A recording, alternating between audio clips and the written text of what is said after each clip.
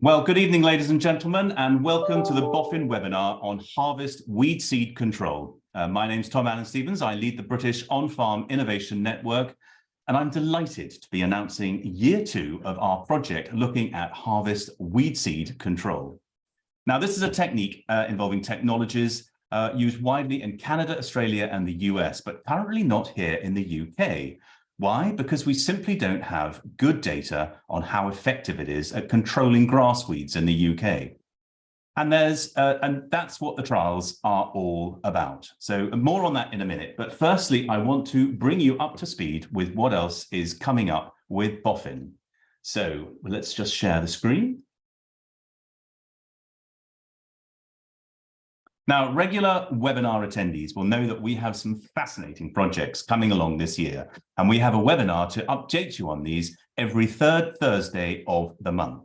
There is a real opportunity to get involved in these projects, and for many of them, that will also include being paid to carry out on-farm trials.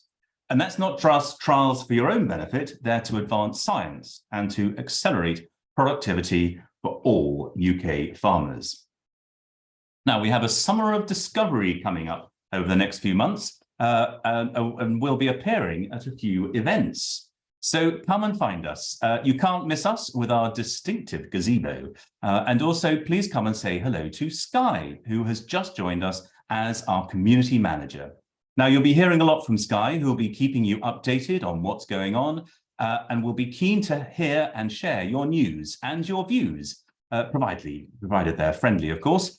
So do join the BOFIN discussion wherever you find it, as your views really do matter.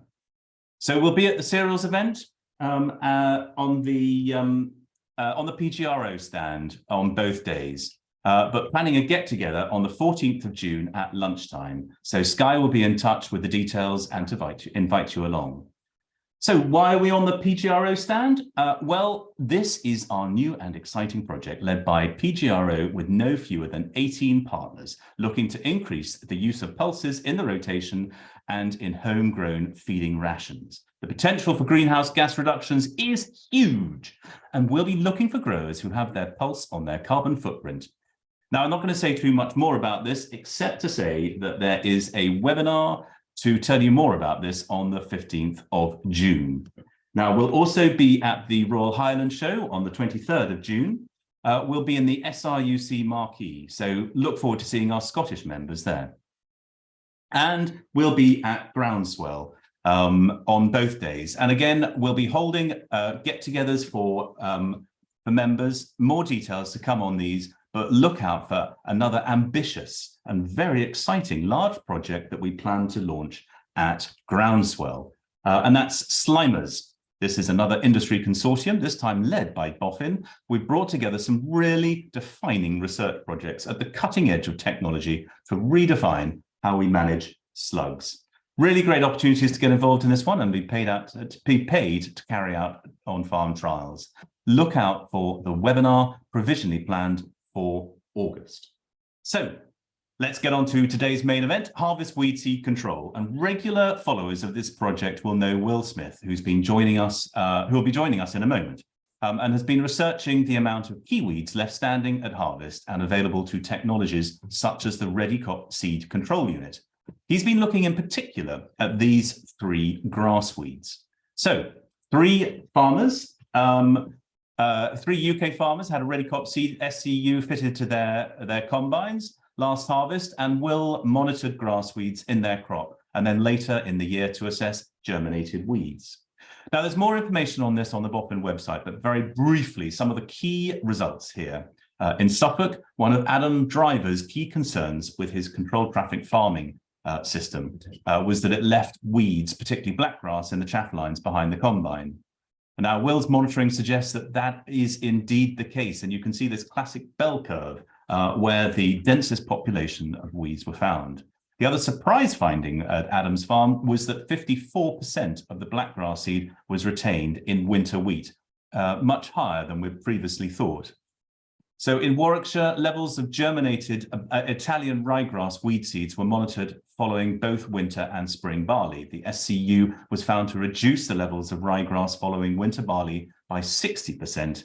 For spring barley, the figure was 44%, although it's worth noting that many of the seeds standing at harvest in spring barley were unviable.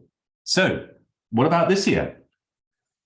Well, shortly I'll hand over to Will to tell you more, and then we'll bring in Adam Driver, who's leading this year's project, and will tell us why he's interested, what he's found out so far, and the hopes that he has for this year. Now, we're delighted that Reddycop co-owner and president Trevor Thiessen is joining us from Canada and can update us on the technical developments of the SCU and plans for this year. And we'll bring in the other farmers into the general discussion who have all joined us on the webinar today. And then we'll open up for questions. Now, you'll see at the bottom of your screen, there's a Q&A and a chat button. Now, please put any questions you have in there, and towards the end, we'll bring you into the discussion so you can put these questions direct to the panelists. And please do get a discussion going. So without further ado, Will, can I ask you to turn on your video and audio so you and you can tell us more? I should stop sharing. Will. Good evening. Take it away. I'm just going to try and make sure I'm sharing the right screen. Should be this one. Right, we'll go with this one. Okay. So hopefully that's nice and clear for everyone. Can I have a thumbs up, Tom? You can see that's the presentation. Good, fantastic. Yeah, good evening, everyone. Really fantastic that you can once again join us for our journey down harvest weed seed control in the UK. It's certainly really exciting to be able to continue our work for a second year alongside both BOFIN, but also with the support of Reddycop and Araya Technologies as well. So really excited to be able to continue this collaborative approach.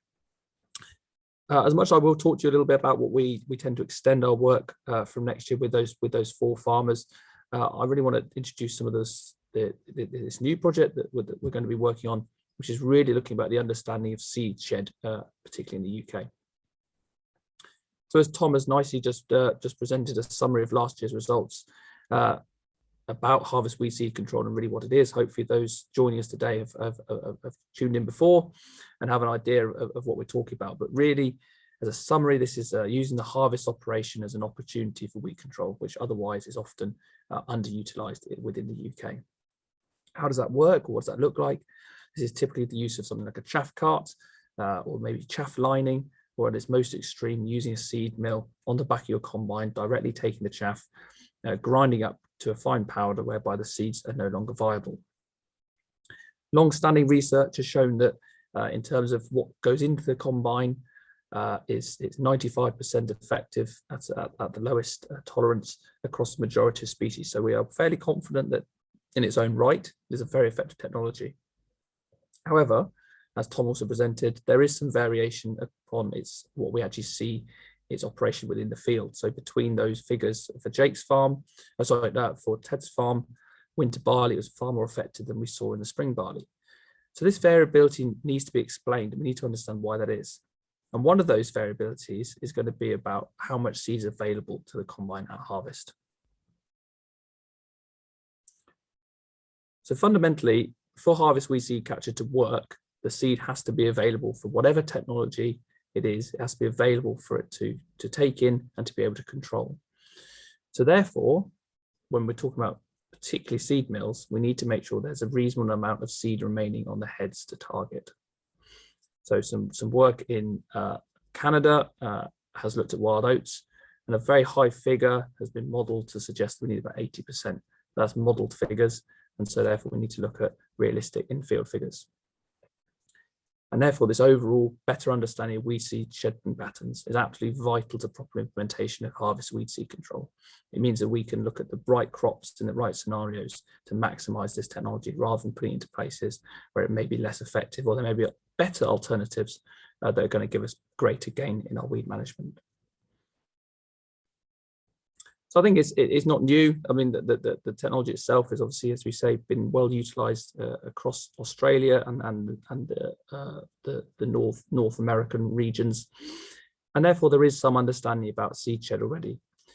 So there's some excellent understanding of some specific species. So often these are species that we may not consider particularly necessary to our weed control management systems within the UK. So Apera, so a sort of a silky bent, loose silky bent, but also some of the other broadleaf weeds have seemed to be targeted by researchers to study seed shed. However, these aren't really the target, the species that tend to be problematic in the UK, where although some work has been done on blackgrass, limited work has been seen to have been done on meadow brome and Italian ryegrass. And actually, often this isn't being done from the UK. There's a huge amount of work coming out of Denmark on this situation, but they have an incredibly different climate, very different cropping systems. And therefore, although the results may translate quite nicely, they also might not. The other limitation with some of this work is that it often looks only in winter wheat or only in certain crops that we might have access to, talking about North America, looking at work in soybeans, etc. And therefore, we need to be really specific about what we're talking about here. We need to be looking at weeds that are in the UK and in the crops that we're growing in the UK. So this is really the real aim of this target. The opportunities exist differently depending on our rotation and our crops we're using. In the graph on screen, this is just some work we did back in 2020 at NIAB, just looking at blackgrass, just trying to begin to look at this sort of topic of seed shedding. So the yellow line, slightly yellow line, represents a seed shed in winter cropping, and it's a very steep decline. Once the seed head starts to drop, you have a very steep decline, so that by the time you get to the middle of August, the majority of the seed has left the seed head. Whereas in spring cropping, spring barley in this case, this reduction or this seed shedding seemed to be a lot flatter, and therefore potentially there's a greater exposure to seed shed at harvest. So this is the type of scenario that we're talking about trying to implement and take advantage of from this research. So in terms of what we're proposing, so we really want to engage farmers with this. We want to get you guys out on farm and getting involved with the science. And therefore we've turned and usually used the network of BOFIN members to hopefully collect a spatially diverse range of set of data about weed seed shed across this range of species that we're experiencing, in particular grass weeds, but also across a range of crops. So we begin to pick up these interactions. We're not just looking in winter wheat, we are looking in our winter barleys and our spring crops, and potentially even some of these really more novel crops that we're also talking about that might be possible to grow as climate change enables our country to take on things like chickpeas or other legumes that are sown late in the season. So it's a really interesting opportunity to look at these types of crops. We're going to also be testing 3 methodologies, and as much as this is just about trying to understand what the seed shed is, this is also about engaging farmers and trying to see how best on-farm research can be delivered.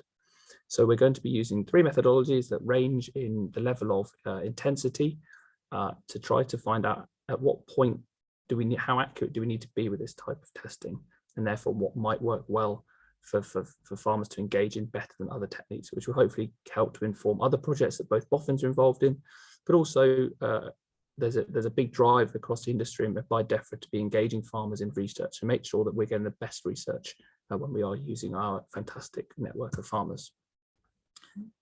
However, we won't completely rely on you. We will also validate some of these results back at NIAB to determine a really accurate measure, which can then be fed back to the growers, which we might be able to use to, again, start to plan out where these technologies might be used in the future and whether it's worth using some of these opportunities in some scenarios. If, for example, your contractor had a seed mill on and they're offering it to you, I could come in and cut X and Y, you could quickly and easily determine whether you think it's actually worthwhile, potentially paying a surplus and an additional uplift in cost to have the seed mill fitted, whether that is going to be worth it for your farm in the future. Okay, so what do we need? And it is quite simple, although we are going to have these 3 methodologies that are going to range. In reality, what we're asking for is some time. We hope that some of you are already spending some time collecting weed seed samples for resistance testing, where you might consider that there is an issue with herbicide resistance. And therefore, this is just a small extension on that type of process. So what we're asking is that depending on the methodology, you will be going out to the field, either pre-harvest or on the day of harvest, or sometimes both, to collect 20 heads of the swede seeds that you are particularly concerned with. And that may be multiple ones, that you're not limited to a single pack. So if you think you're struggling with both brome and blackgrass, feel free to have 2 packs and try both. And equally, it'll be really, we'd really encourage you to test them across different crops in your rotation if you have that on farm.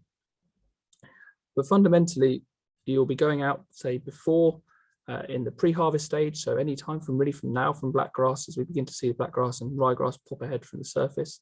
Take 20 seed heads, and then depending on the methodology, it will be either counting the seeds on those heads, measuring the head length, or counting the number of spikelets, or you might leave the pre-harvest part and just come to on the day of harvest, taking 20 heads and visually assessing them for the amount of seed that you perceive to have been lost at the time of harvest. Those 3 methods, as I say, they vary in intensity. So method A, we anticipate for each sample a total of 2 visits and just an hour of your time, which could be very valuable. Method B will be just 20 minutes, and method C will be, again, a very visual check, and we hope would take no longer than 10 minutes.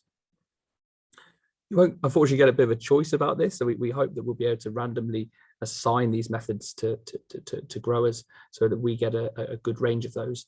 But as I say, none of them are far beyond taking a sample for resistance test, and therefore we don't feel that it's overly complicated or time consuming for you in what is a busy time of the year.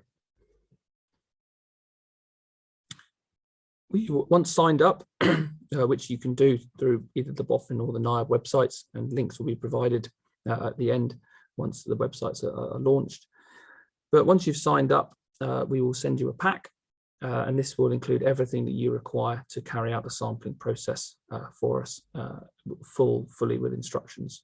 So of course, you'll get a neat guide to the sampling methodology that you've been selected in one of these nice design sheets.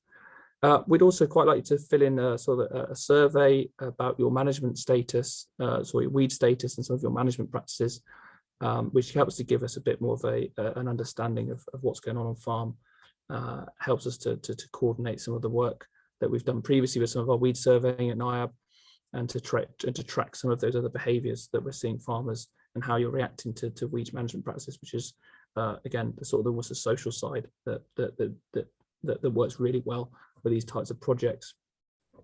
There'll be a recording sheet to jot down any data that is required, and it's all in one place for you. Each pack will have these 20 small sachet envelopes, very simple. We're asking you just to put a single head or panicle into each prior to sending them back to us. Postage paid returns envelopes, so there's no additional cost to you as growers to be sending back these, which will come straight to me at NIAB, where we can do our additional testing. And some little freebies. So Tom is going to be chucking in a BOFIN pin badge, some leaflets and a pen. So even when you're in the field, you have no excuse for not filling in some of the data. I say flashes of brilliance. So he has the turn of words there, not me. So yeah, so everything will be provided for you in a very simple pack, and then just be posted back to NIAB post harvest. So a very low input from yourselves, but as a group, we hope to be able to collect a really divergent range of data, which will be really interesting to look at on multiple levels.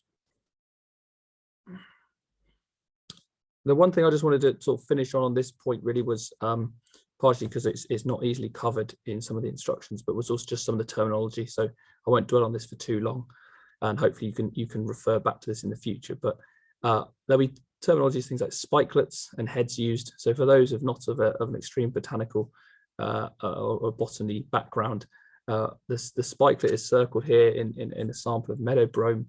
So we're talking about a cluster of seeds on a spikelet. So some of the assessments were required to count the spikelet, whereas the blackgrass as a POA, we refer these have heads. So again, it's quite straightforward. Hopefully that terminology is quite common for everybody. But when we talk about counting the heads, counting the seeds on a head or measuring a head length. That is what we're talking about. And there'll be further guides provided. We're going to host some videos in terms of instructional videos for you to help ensure that these assessments are carried out as uniformly as we possibly can. So look out for those if you are signed up. But absolutely, I'm always available for questions and any time for a call. Hopefully that's covered the seed shedding part of our project, which I say really excited about. I think it has a potential to develop some really unique and novel data, which will help not just growers within the UK or yourselves, but also wider growers across the UK and the industry, to make sure that we are putting the right tool in the right place. Increasingly, weed management is going to be about selecting the right tool for the right problem, and making sure that we're not overlapping too much with those. So this is going to be really important going forward. So it's fantastic that you're going to be involved. The final part I just wanted to lightly touch on, and I think we will talk about it in the discussion group later, is that that's not all we're doing. As I say, we've still got 4 plus another combine at NIAB, all set up with the seed mills. Quite uniquely, they're across all of the manufacturers, which is really nice, because we're able to demonstrate this isn't just about the color of combine, that you can use these machines. Any color combine manufacturer can work with these, and they're equally efficient or effective, regardless of that machinery maker. So we'll continue what we did last year. We will continue with some split field trials, whereby we'll be using the harvest weed seed control method with the seed mills alongside a control, i.e. just standard combining, to test for that efficacy level, both following the crop, so in that between harvest period, but also going into the following crop, which is a really important part when we're picking up, when we're going to pick up any benefits long term. And then, as an additional and as sort of as an extension part that Adam is going to be leading, we're also going to start to investigate some of the interactions between using seed mills and the use of a different cultivation strategy. Adam is actually, like many of our farmers, certainly Jake has been long-term driving towards a no-till practice, about leaving soil seeds on the soil surface, and hopefully gaining benefits by doing that from a weed management perspective, which is an area where we believe that seed mills should be more effective than if we were to be using cultivation strategies.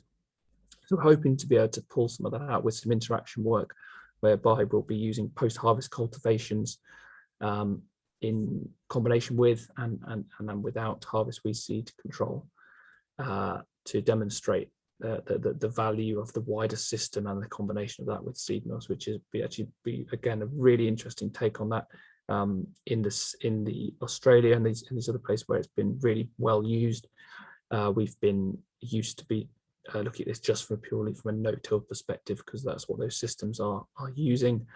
Whereas in the UK, where we are still using in large parts significant cultivations, it's interesting to note how this technology adds in what way, and particularly from a long-term perspective. So yeah, so that's really the next harvest season for us. But as I say, my contact details are hopefully around, but they're just up there.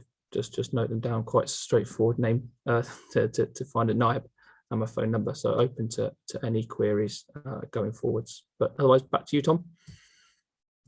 Great. No, thank you very much for that, Will. That was a really super sort of introduction to what we're looking to find out this year. And thank you all of you who've signed up for this. So when you registered, then those of you who want to take part and become one of our Seed Scouts, so you filled in some details. Thank you very much for doing that. And you will get, by filling in those details, you will get the pack. If you didn't fill in those details, but you would like a pack, then what we'll do is, following the webinar, we'll give you details of how you can sign up. It'll be a different sign-up form to sign. So don't worry if you haven't and you want to take part. There's still the opportunity. And of course, if you miss all of that and you still want to go for it, then just email either myself or Sky, and we'll add you to the list and make sure you get a pack. Now, the packs will be going out towards the end of this month. And obviously the first date, as I think Will explained, to measure to monitor your weeds will be before seed shed. And so if you're looking at blackgrass, for example, then that really does want to be early on in June. So if you are going to take part, then do let us know in the next week so that you get your packs in time. But anyway, of course, as Will mentioned, leading this year's project is Adam Driver. So Adam, do you want to turn on your video and join us, please? Good evening. How are you, Adam? Very good, thanks. Tom, yourself? Very well indeed, thank you, Adam. And now, so you've been you started with the project last year. You are so Adam's got a Claas Lexion 8800, I believe, isn't that right? Yeah, correct. So tell me, do you want to just give a little bit of background about the farm, about your weed situation, and why you got involved in the project in the first place? Okay, yeah, we're farming about 2,000 hectares of combinables, owned land, and mostly contract farm, mostly owned by the people. All within about 7 miles of here, our base. We're on a no-till system, but we do cultivate first, or have gone back to cultivating the spring crops, and we will cultivate if there is a reason to do it, seeing it more as an input rather than just we do this. So if I can find a reason for it and it's going to pay back, then we'll do it.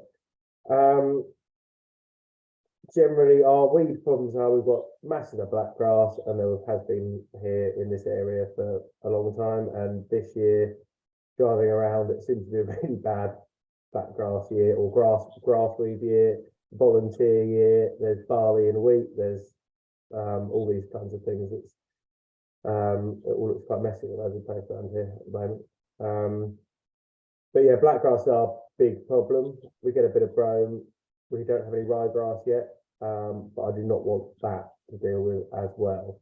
No, absolutely not. So Yeah, we've also just we are doing inter-row hoeing as well. There's lots of good ways to control blackgrass. One of the main best ones is late drilling, but I do not want to be putting all of my eggs in hoping for a perfect 3rd or 4th week of October, because I've tried that in 2019 and it worked for a few years before that because I was lucky, and I tried that in 2019 and that lost me more money than blackgrass has ever lost me because I didn't get anything drilled. So whilst we do drill late, if we can, we try and stretch it out from sort of 20th of September through to the end of October and try and pick off earlier stuff, cleaner fields as we can. But evidently it usually ends up that the fields we drill last are usually the cleanest. Hence why we're looking into these different techniques like hoeing and the seed control unit, things like that, to try and no-till, to try and mitigate, to try and allow us to drill a bit earlier, because it is much, much safer and less risky for us and our farming partners.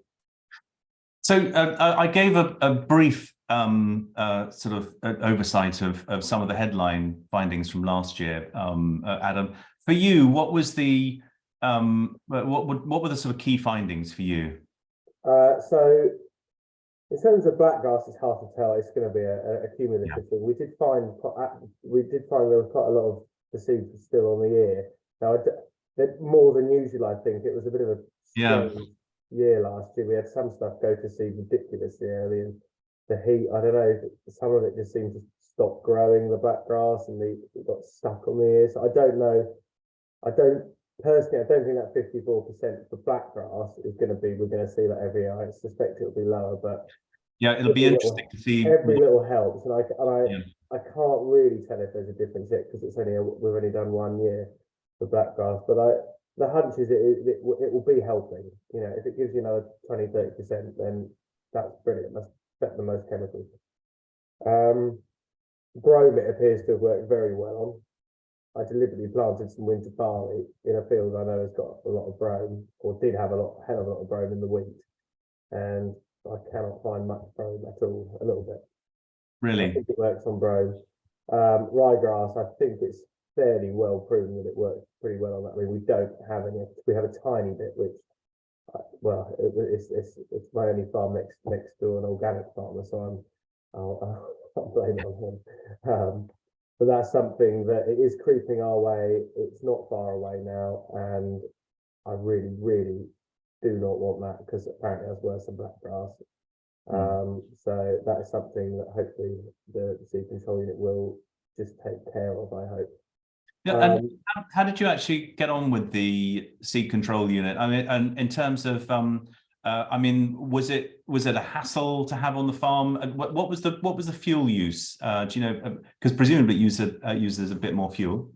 Yeah, it was hard to tell last year, to be honest, because whilst yields were pretty good, there wasn't much straw at all, so it really didn't slow the combine down. And my father, who drives the combine, does, he thrashes it fairly.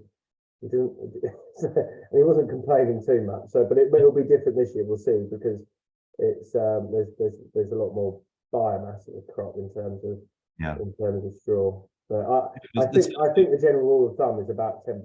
So it takes about 10% of the power when you're working hard in a high biomass crop.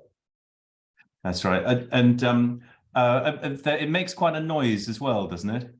Yeah, it's incredibly noisy. You can hear it screaming from miles away, and had a few comments from neighbours, but you can't hear it in the cab. Right. No. And then now you're leading this year's project. I'm not entirely sure whether that was your choice or whether I twisted your arm. But thank you very much. By the way. But what in particular are you keen to find out for this year? I just want to see the continuation on what it is actually doing to blackgrass, but I'm actually more interested in seeing what happens with the other guys' combines, the guys who've got ryegrass, and how effective that's being on their ryegrass and also on our brome. I think blackgrass it's going to do something, but it's not a golden bullet. I think we sort of know that just in the nature of blackgrass. The other thing I quite like to try and put a value on is, and it was something that I didn't really think about to start with, but is pretty prevalent this year. You can, there's a lot of barley and wheat this year, and wheat poking out of barley. But obviously the fact it destroys 95% of the volunteers coming through the combine, especially when you're no-tilling, is something I sort of overlooked to start with. And then I thought about it, and actually last autumn, the autumn, it didn't rain. There wasn't a chip, which is probably why the grass weed problem's so bad around the country this year, and the volunteer problem. But we haven't got that problem where we've used so we've grown 400 hectares of malting winter barley after wheat, and you can find the occasional volunteer that's come off the header, but I suspect there's going to be some pretty messy looking fields about. And also trying to grow, it allows you to, we grow a lot of wheat after oats. Volunteer oats can be a pain and not particularly expensive to take out, but the fact it deals with volunteers, especially in a no-till system or a min-till system, when you're not ploughing things over, there's quite a lot of value to that. I think we'd all sort of overlook, and I'd quite like to try and put a value on that. Yeah, and one aspect that we're going to be looking at is doing different cultivations, as Will briefly mentioned. As far as I understand, we're going to be comparing the no-till, your normal no-till method, with doing a light cultivation, I believe, just to see whether there's any difference in weed seed chit. Yeah. Actually, I'll tell you what, Will, could you join us again and just give us a little bit more detail on what we're going to be, what the sort of protocol is, what the how the trial is going to be set up there? Yes, I can. Yes. Yeah. So I think what we're going to aim for is some sort of matrix design where we'll have the use of the seed mill running one way through the field, probably in alternating tram lines, trying to get some replication and allow for the variability. So very important, particularly for field scale trials and particularly for weeds work, is to understand that there is variability in the field. And I think that's one of the other things we need to consider. But have this not necessarily tramline, pass by pass variation. And then the other way, we'd have something similar with cultivations, depending on the area that Adam is willing to move. And again, hope probably a early cultivation and a later cultivation, if we can allow for it, because as we saw with this last autumn, we had a very dry period leading up to that, and I think we had this delay, as Adam says, sort of this lack of chit, and people would have then drilled, and then we've seen this chit. So there is an interaction with weather conditions and moisture in particular, with when we should be cultivating at harvest, and this does change for different weeds. But trying to, if we cultivate early and it's a type of year that we should have cultivated late, we sort of lose a year. So I'll hope we can encourage Adam to go actually out cultivating twice, without people seeing too much, and try to gain an understanding around that. That's obviously a very important part of the trial setup, Will, isn't it? To make sure that the trials that we do, although obviously we want to make sure that we get some scientific results, and you were talking about replication there, but at the same time, we, conscious that don't want to take up too much of Adam's time, resources, when obviously getting the farm work done is more important. So we've been looking to make a sort of a protocol that fits in with the farming system, isn't that right? Absolutely, yeah, absolutely, yeah. Fantastic. One person I'm very keen to bring into the conversation, Trevor Thiessen, who's co-owner and president of Reddycott Manufacturing. Trevor, do you want to join us? Yeah, absolutely. Thanks for hosting this, Tom, and for inviting me in. Great. No, well, thank you very much for joining us, Trevor, and we're delighted to see you again. Now, one thing that I'm certainly keen to find out, Trevor, is what's new on the SCU. Are there any sort of changes that have taken place since last year, or things that you learnt about from the trials last year that perhaps have moved things on a little? Yeah, of course. I mean, I think the key interest for us obviously is the agronomic work that Will and all the farmers are helping us put together here, and all of you signing up for this year's extra work on the weed counts is all extremely helpful in answering key questions about where and when the units will work. But of course, our engineering team and all of us are also worried about the mechanical side of this to make sure these units run as effectively as possible. So a huge thank you to all three guys, Ted, Adam, and Jake, for working with us last year as we tried to, adapt the units to the UK conditions. Lots of little learnings from, drive compatibility things to just little pieces. So there's, I'd say, a process of continuous improvement going on all the brands that we have in the market. So I think all three machines will get kind of minor updates. I don't think there was anything fundamentally that we said, okay, this is completely broken, we have to go back and redesign it all. But our goal is to make sure that under all the conditions, we try to keep all the farmers running with as much uptime as possible and minimize any frustration from things like plugging or other issues. So I think we've worked on a number of updates that will improve on all those brands. And of course, the big new one for us this year, we're very happy that Keith Challen has agreed to work with us. Keith actually has a history with Reddycott. He helped us out with the development of one of our choppers 8 years ago. And so it's awesome to be able to work with him again now on the Fendt Ideal combine. We've now released just this year a solution for that combine. So that's kind of the new big one, is that kind of covers off, I would say, all the major, class 8 and up combines. Of course, there's lots of smaller combines we don't have solutions for, but we are working on that. We'll be bringing some Claas 7000 SCUs to the market this year in France for development. So hopefully more of those kind of things to come. And then, of course, we're working with the John Deere X9 in Germany this year with our partner John Deere there. So we're excited about that project. With that one comes, yeah. No,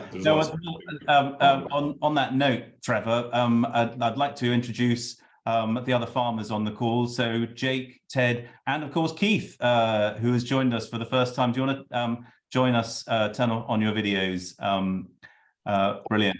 And Ted, are you there, Ted? Yes, Fantastic. hello.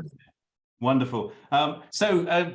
Keith, as Trevor said, you've got a long history with Redcott, I think, and I've been to your farm. I've seen the Redcott chopper in action, I believe. So tell us why did you want to get involved in this? Really, probably the same reasons as Adam outlined earlier.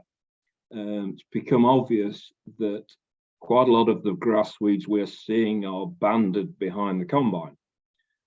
So to be able to control those from the combine makes a lot of sense to me going forward. Obviously, we've worked with Redcott before, which was a huge success for us, and the MAV chopper really did transform residue management. So when I was offered the chance to work with them with the ideal, too good an opportunity not to have a go at. Yeah, absolutely. Could you just tell us a little bit about your system where you are? Yeah, so we farm in the Vale of Belvoir near Grantham. We've got about 1,100 hectares cropped. It's all heavy clay, and by heavy it runs from about 54 to 97% clay. So it's challenging stuff. However, it will grow big crops of wheat. We are limited with rotation. We can't grow roots. We can't grow peas very well. So we tend to grow predominantly wheat, some spring barley, and currently winter beans. We dropped oilseed rape in 2017 because we were just struggling to establish it with flea beetle and everything else. Prior to that, it had been a marginally profitable crop anyway. It's never been a hugely successful crop for us. The problem we find is we are late coming to harvest, usually because the clay hangs on, and then we need to establish everything relatively early because the first big rain takes 2 or 3 degrees out the soil temperature, and then germination slows massively. So we tend to not have very long. Stale seed beds are great if you got 6 or 8 weeks, but sometimes we just don't have that. Yeah. So again, this to me makes perfect sense. Great. Well, I look forward, if you'll have me, to come to your farm this harvest and hopefully see it in action. Yeah, and you have a Fendt Ideal combine. How long have you had that then? So yeah, we had it here on trial in 21. Harvest 22 was our first full season with it, and I have to say it's gone very well so far. As long as none of the Fendt guys are listening, the chopper probably isn't quite where we were with the MAV on the back of the actual flow before it, but hopefully we can address that. Okay, great. Well, it's really good to see Jake and Ted again. And of course, I went to both of your farms last year to see it in action. So, Jake, first of all, do you want to let's know what was the key finding for you from last year's trials? Thanks, Tom. Hello, everybody. Key findings. I guess we were not too worried about the extra diesel use. We were up, it was probably about 10%, a couple of litres a hectare, which for the benefits over the longer term in the system that we run is a relatively affordable price to pay, I think. So that didn't surprise us too much. We actually had to move it onto 2 combines over the course of the season because the new one, the 790 that we were hoping to get in time for harvest didn't quite arrive. So we had it on the 685. These are John Deere's. And actually the process of installation was relatively quick. We had Trevor and the team helping out the local John Deere dealership TAG, and actually swapping it backwards and forwards wasn't a big job. So that was quite pleasing. Hopefully we won't have to take it off this combine when we get going, but it'll be quite interesting just to see how a slightly bigger horsepower combine is going to be able to cope with it on some of our banks. Last year it was a dry season.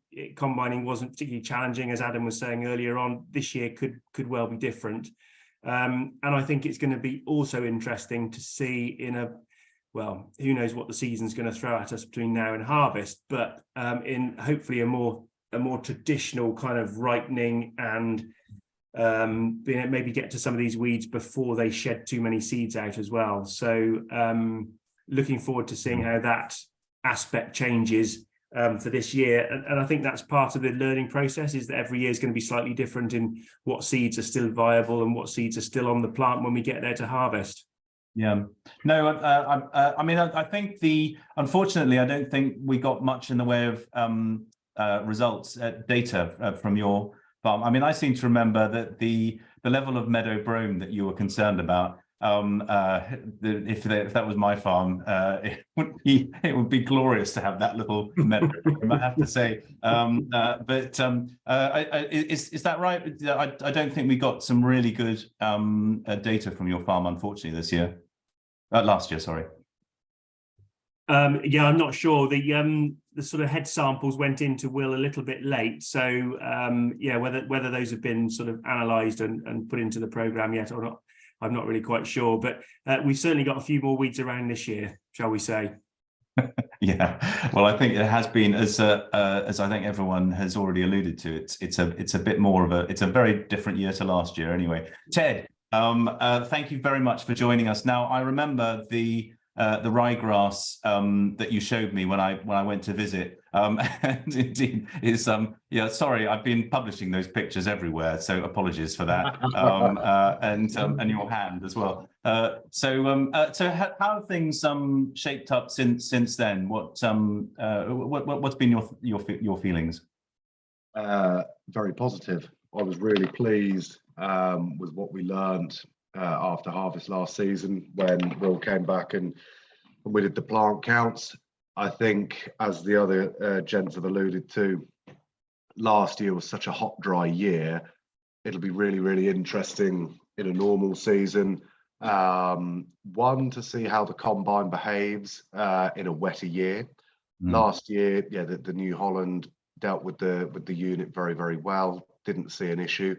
Slightly increased fuel rate, but as the other gent said, absolutely bearable. But it's if we can keep this level of control, you know, plus or minus 50% every year, and if our ryegrass in a wetter summer will hold on, doesn't shed the seed, so more is available to go through the combine. We certainly saw as we went through harvest last year how fit and brittle that ryegrass was. The header losses were a shame as we got through harvest because there wasn't the material going into the machine. So it will take time here. You know, we do have a bad seed bank of ryegrass, and as we spoke earlier on before this webinar started, I thought I was quite tidy a month ago, 3 weeks ago, and then all of a sudden, that's not so tidy, that's not so tidy. So it will be really interesting, yeah, to put it through its paces, but do this over, you know, a good period of time to see in 4 or 5 years, yeah, how we're tidying the farm up. Yeah.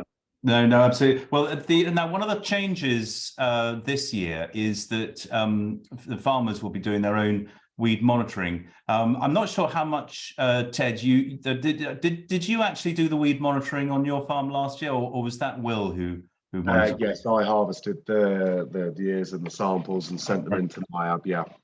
And how did you find that? Because obviously we're asking all the guys on the call and many more to do some seed scouting this year. And how did you find that? Was it easy enough to do? Well, crikey, yeah, so straightforward. As Will alluded to earlier, everything was sent and provided for. And when a combine got to the block and you knew, right, tomorrow he'll be in that field, half an hour walking a nice W of a field, sampling heads. Yeah, very straightforward.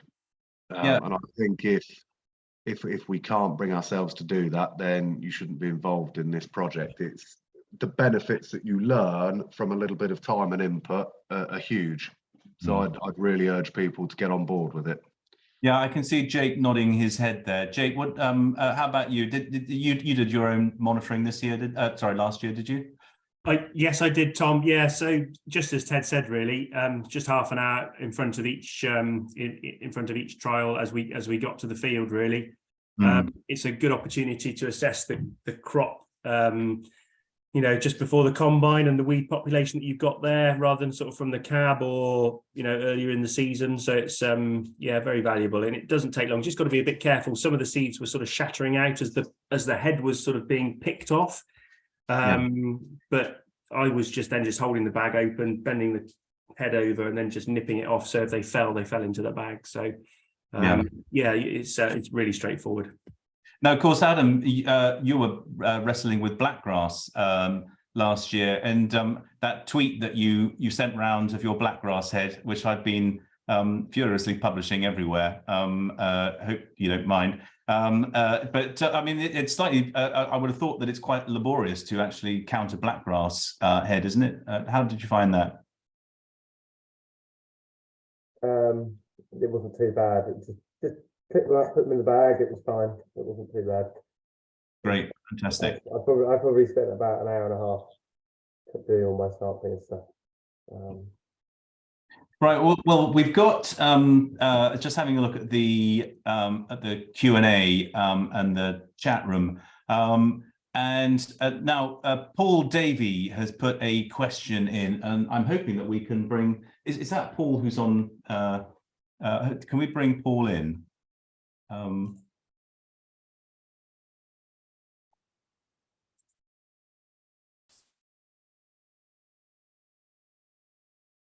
Sorry, we're just working out the technology here. Bear with us a minute.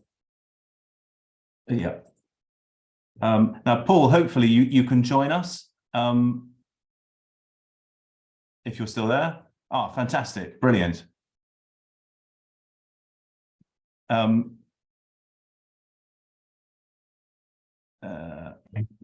Oh, there we go, Paul. Can you hear us all right? Yeah, I can hear you fine, yeah. Brilliant. Paul, you put a question into the Q&A. Do you want to put it to the panel yourself, or indeed ask another question if you like? I noticed that a couple of the guys have come back to you. Yeah, I guess that what we found over time is that blackgrass levels are kind of diminished with sort of zero till, various other practices, stubble raking, stale seed bedding, but sort of trying to move away from the reliance on glyphosate quite so much. Rye brome seems to be creeping into our rotation, and it seems to hold on to its seed pretty much through to wheat harvest. And I just wondered how effective the machine was in rye brome, and obviously we found that ryegrass is pretty, obviously with being a ryegrass herbage seed grower, kind of finding wild ryegrass on other farms, we don't kind of want to bring it into our seed production area. Obviously it sounds as though some of that ryegrass question's been answered in the sense that it seems to be very effective as long as it holds on to the seed at the end. Obviously, one of the questions that was asked of Will again on top of it is at the last Herbage Technical Levy Fund meeting, we asked what the potential was for Reddecoff the machine elsewhere in the world, seed mill in ryegrass seed production, because obviously volunteers are lost through the chaff spreader and can lead to sort of a multiplication in your seed crops that you don't actually want. So sort of 2 or 3, it's really trying to understand a bit more about the efficacy of the Reddecoff machine. Yeah, Trevor, do you want to come in there? Sure. Yeah, I mean, each weed species, it's a little bit different in terms of how it kills. And then, of course, you have the other factor of the amount of material or chaff material that's also being added to the weed seed, right? So if we take just plain weeds and throw them into the mill and try and kill them, we can see a different result than if we put a lot of other plant material through there, and then the moisture, all those factors can vary the conditions and the kill rates. However, under a wide range of testing, and we've tested with cooperators in Australia, US and Canada, as well as our own lab testing to try and come up with some kind of rough numbers. And I would say that the ryegrass would range in that 90 to 98%. I would say our mill, which is a little different than say some of the other mill systems out there, we're killing around 95. Part of that's because we're trying to strike a balance between, so we can shoot for 99% kill rate, but then of course, one of the comments that Jake made related to his fuel usage at about 10%, but we're going to jump fuel usage to maybe 15 or 20%. The horsepower might require you to slow down, not by a few, miles per hour. You might have to slow down a lot to get through. So we're trying to find the balance and say, well, we would be happy at 95% if that only slows you down a little bit or uses a little more fuel. So that's kind of where we've landed is, we're okay at that 90 to 95% range of kill and not shooting for 99% because we know that this is a long-term game. We need 2 or 3 years of work in those fields to reduce, because there's the seed bank, which the guys have already addressed, maybe didn't pop up last year because of the moisture, but this year with higher moisture, you might get more seed bank. Of course, each species of ryegrass might react slightly different. Larger seeds tend to be easier to kill than very small seeds. You have lots of different factors, but I would say if you think in that 90 to 95% range, that would be a good overall number to kind of think about in the ryegrass species area.